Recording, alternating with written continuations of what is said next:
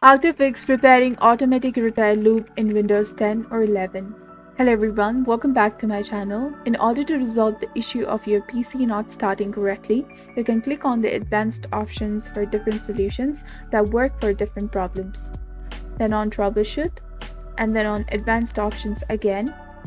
Next, click on command prompt in order to write some necessary commands. Start by writing sfc/scan now and hit enter.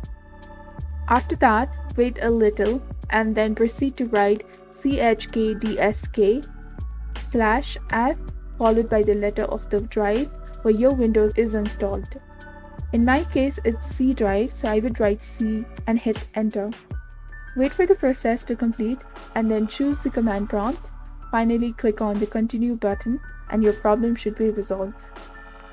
This is how you can fix blue screen automatic repair in Windows. If you found this video helpful, do not forget to like, comment, share, and subscribe to the channel for more amazing contents.